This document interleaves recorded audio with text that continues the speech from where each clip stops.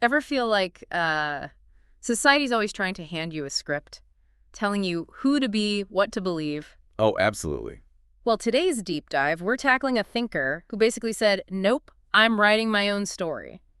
Even if it means, like, chucking the whole rule book out the window. Yeah, he was not afraid of a little controversy. We're cracking open Max Stirner's The Ego and Its Own. Which, I have to say, has been called a masterpiece by some and, well, a recipe for anarchy by others. Buckle up, because Stirner does not pull any punches. That's an understatement. This is not your average self-help book, let me tell you. So to really get this, gotta imagine the scene, right? It's 1844. Europe's a powder keg. Revolutions brewing everywhere. People are questioning authority left and right. And Stirner steps into all that chaos and basically says, you call this questioning authority. Watch this. Exactly. He takes this idea of questioning, of challenging the status quo, and pushes it to, like, its absolute limit. Okay, so before we get to, like, the ultimate Stirner individual, we've got to talk about these spooks. He keeps mentioning these spooks. Yeah, makes it sound kind of ominous, right? It does. So what are we talking about here? What are these spooks haunting Stirner's world? Basically anything, any idea, any concept that we accept without really truly questioning it. Like those invisible bars that kind of shape how we think without us even realizing it. Precisely. He's saying watch out for these things because they might be robbing you of your own power, your own individuality. Could be anything, right? Yes. God, morality, nation, even this big idea of humanity itself. Oh, absolutely. Stirner would say, don't just assume those things are good or true just because everyone around you says so. So that career, the one everyone expects you to have, or that picture-perfect relationship you're supposed to want, those could be spooks too, right? 100%. Stirner is making us ask those tough questions. Are we living a life that's true to ourselves, or are we just kind of, like, reciting lines from somebody else's script? And he even uses these stages of life, childhood, youth, adulthood, almost like phases in how we relate to these spooks. Yeah, he does, and it's actually kind of a really elegant way to think about it. It really is. So walk us through it. Well, you've got the child, right? Just being in the world. Yeah. Touching the hot stove, learning directly from experience. That's his realism stage. Exactly. Mm-hmm. Then, boom, adolescence hits. Suddenly, it's all about these big, grand ideals. Fairness, justice, saving the world. This is what Stirner calls idealism. You've all been there. Right. But then, and I think this is where it gets really interesting, you start to realize that those big ideas, as powerful as they can be, can also become kind of like a cage, Just as limiting as blind obedience ever was. Yeah. Sometimes even more so. And that's when you hit what Stirner would say is the threshold of egoism. And that's Stirner's thing, right? Egoism. It is, but not in that kind of, selfish, greedy way we usually think about it. Yeah, it's not about being a jerk, right? No, not at all. It's more about recognizing, really deeply getting, that you are your own unique being. That you are not defined by any of those external systems, those spooks, no matter how noble or important they might seem. So less I'm selfish, more like I get to define myself. This is where his famous unique one comes in. This is where Stirner throws down the gauntlet. He's saying, you, my friend, are literally one of a kind, with desires, experiences, a perspective that no one else on this planet shares. Don't let any label, duty, belief system tell you who you are. You are the author of you. So we've got all these unique ones wandering around trying to figure things out, hopefully not bumping into each other too much. But how does this actually work on, a bigger scale, this whole union of egoists thing? That's not exactly your typical society, is it? Right. This isn't some utopian commune where everybody's sharing lentil soup and hugging it out. Yeah, no kumbaya, sing-alongs. Stirner's union, it's a lot more, well, how should I put it? Pragmatic. He's talking about individuals coming together, not out of some sense of duty or because it's the right thing to do. But because it's mutually beneficial. Exactly. Okay, so less we're all in this together and more like, what's in it for me? Which, I gotta say, feels a little, counterintuitive, right, when we're talking about building a functioning society. It does. But think about it this way. Imagine like a collaborative art project. Yeah.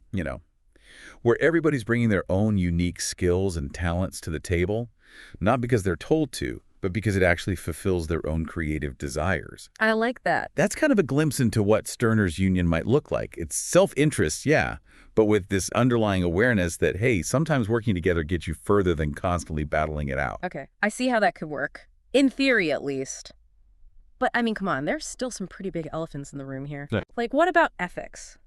If it's all about what the unique one wants, where do things like compassion or just, basic human decency fit into all of this? It's the question, right? It's the one that's been dogging Stirner's philosophy since day one. Because it's easy to read him and think, oh, he's just saying, go out there and be a completely ruthless egotist. Right, but remember those spooks we were talking about? Oh, here we go again with the spooks. Well, here's the thing. For Stirner, even a lot of those ethical systems we hold dear of that, they can become spooks too. Just another form of external control telling us how to live, how to behave, without us ever really questioning if those values are actually ours. So it's not that he's against ethics. It's more like he's saying, make sure those morals are actually yours and not just something you've blindly accepted from society. Exactly. He's all about owning our choices, Yeah. even down to the values we choose to live by. Which is a pretty radical idea when you really think about it. Totally. Now, does that mean anything goes? That there are no boundaries, no limits? I mean, that's what everyone wants to know, right? Of course. But here's the thing. Remember, even in this union of egoists, you're still dealing with other unique ones.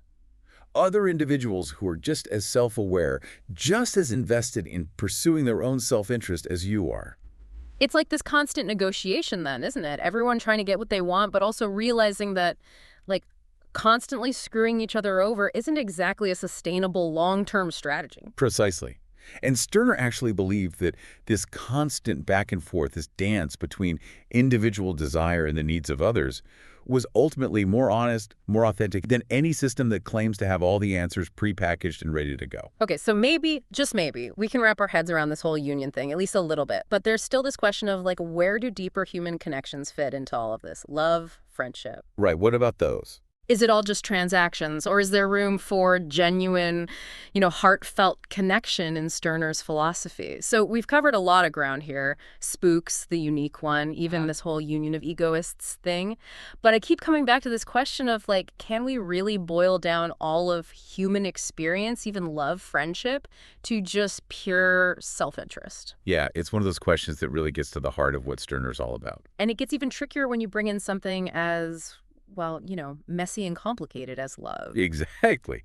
And Stirner actually distinguishes between what he calls romantic love, spoiler alert, not a fan, and what he calls egoistic love. Okay, hold on. There are different types of love according to Stirner? He seems to think so. And to understand why he makes that distinction, we got to unpack what he means by those terms. All right, lay it on us. What's the difference between romantic love and this egoistic love? Okay, so romantic love, that's the love we see in movies, hear about in songs, the whole finding your other half, meant to be, sacrificing yourself for the beloved kind of thing. Yeah, okay, got it.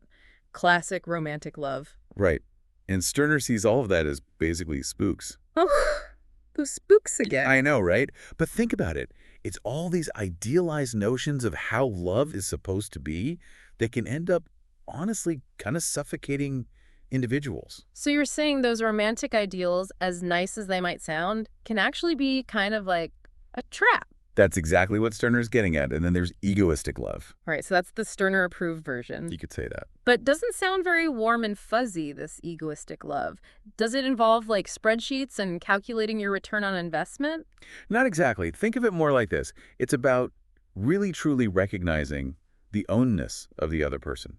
Seeing them as this unique individual being in their own right. Not just some extension of yourself or a way to fill a void in your own life. Right. You're with them because you genuinely enjoy their company, their mind, their being. Not because you're trying to complete yourself or live up to some societal expectation. So less about losing yourself in the relationship and more about two whole individuals, each with their own thing going on, choosing to walk alongside each other. Exactly.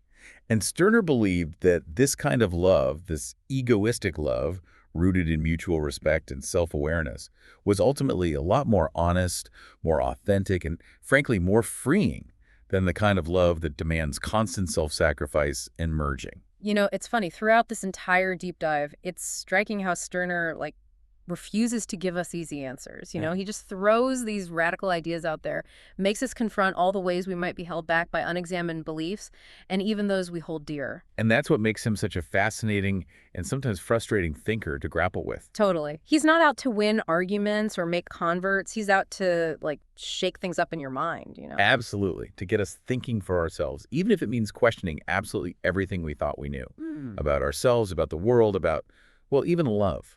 Which, maybe that's the perfect place to leave it, with that challenge. Because ultimately, if there's one big takeaway from our deep dive into Max Stirner and the ego in its own, it's this. It's not about agreeing with every word he says. It's about recognizing the power and honestly the responsibility that comes with really truly defining yourself on your own terms. And maybe even having a little fun with it along the way. Why not? Thanks for joining us for this deep dive. Until next time, keep those spooks in check and remember, you are the author of your own life. Choose wisely.